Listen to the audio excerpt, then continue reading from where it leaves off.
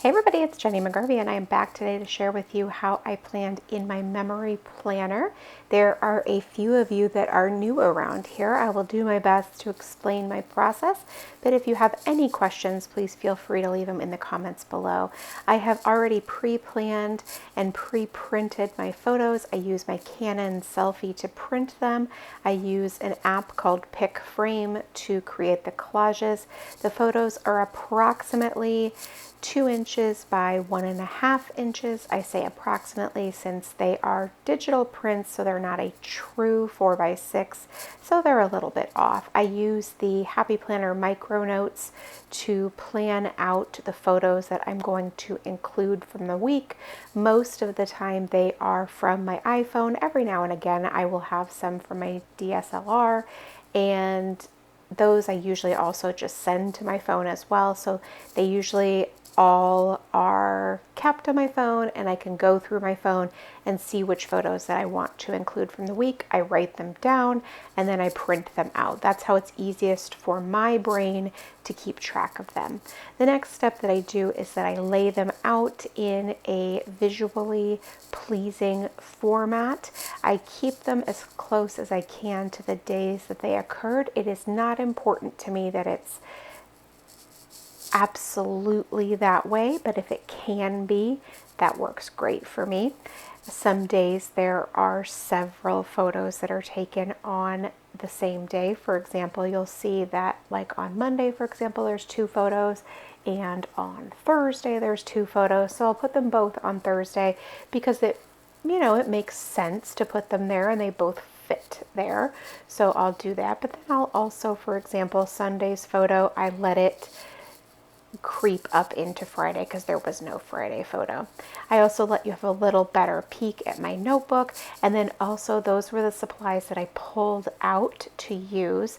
I'm going to lean more heavily on the Prima Luna collection die cuts. That's what I really want to use this week, but I pulled the pattern paper and those stamps out in case I didn't really have a lot of success finding exactly what I needed in the die cuts for the space that I had. I'm going to create a visual triangle out of the die cut, so I'll create 3 clusters of embellishments and I'll work around my photos. This is the next step that I create because I consider it the second most important part of the storytelling process or of the memory planning process for me. The photos are the most important part, and then the cute decor, and then I finish it by the first round of journaling, which is the activities and the appointments, and then the next part is any stories that I want to tell or journaling, like actually writing out like thoughts, feelings, or just reporting, like telling this happened with the who, what, where, why, when, those types of things.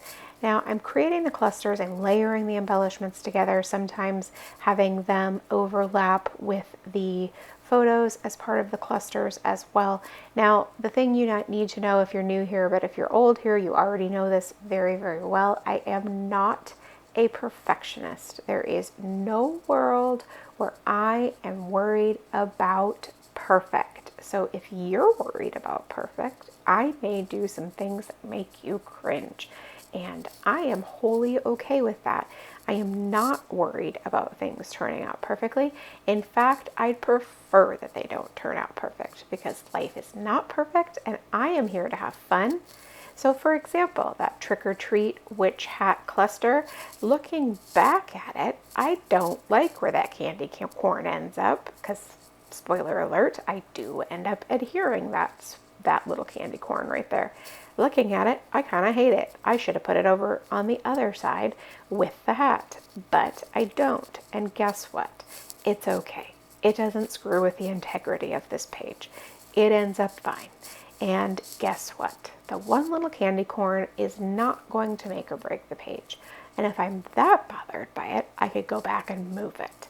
But I'm really not that bothered by it, and I'm going to leave it. Now I'm going to go back and I'm going to add all of the activities and the appointments for the week.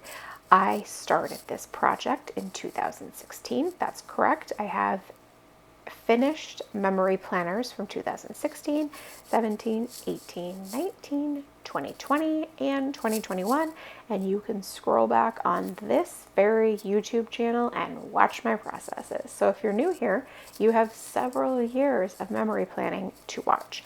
I don't every year share as much as I have been maybe this year, because memory planning was not as always as popular, and so it got a little discouraging for me to share that process when no one else was very interested in it. But I still have the memory planners and I love them very much, but I do share flip throughs at the end of the year, and I do still share several of the process videos throughout the year. So my process remains very much the same throughout the time. What I will say is that in 2016, I did a lot of pocket pages. I put my planner on 3-inch discs, which is absurd, and I have downsized over the years.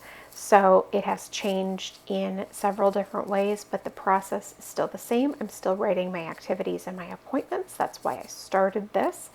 It was important to me to share those things in my memory planner with my school-aged children.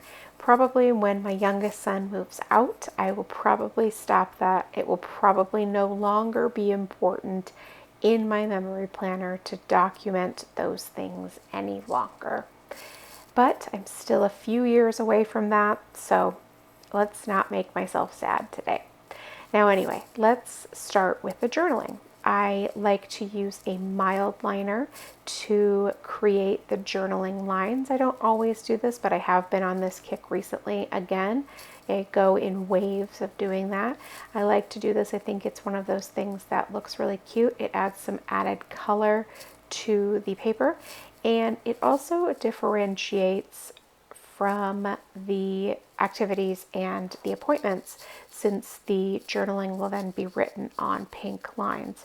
Often I use boxes for the activities and the appointments, so I'll write those things in boxes, and I'm sure I'll go back to that again. I just am in a phase where I'm not doing that right now because I do enjoy the box stickers. And so for me, using the mild liners absolutely helps with that. And I love the colors too, and I love using the markers. So I just love to change things up. I think it's fun to do, although I am finding myself wanting to go back to the boxes. Like I pulled them out today and I did look at them thinking, maybe I'm going to use these. So maybe next week I'll pull those out. I do have a couple of weeks that I need to finish up in September to get all caught back up. So stay tuned. Maybe we'll do that. So now I'm going to go to the right hand side and finish that up as well. I do need to do that so that I can add the journaling over there. There were a lot of things that went on this week that were a little bit different or out of the ordinary.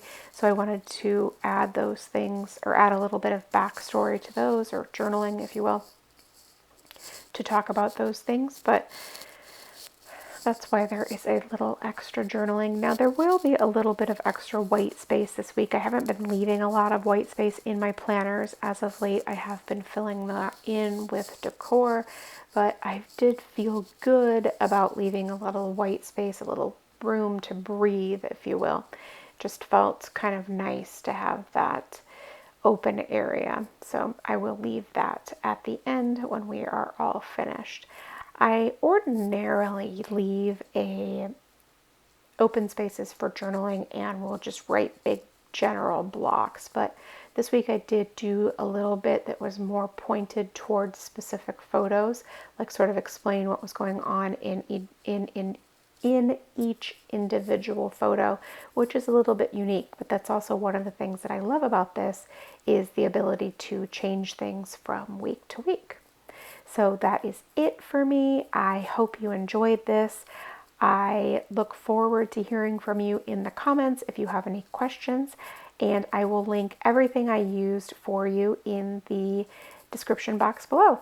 So thank you so much for watching, and make it a great day.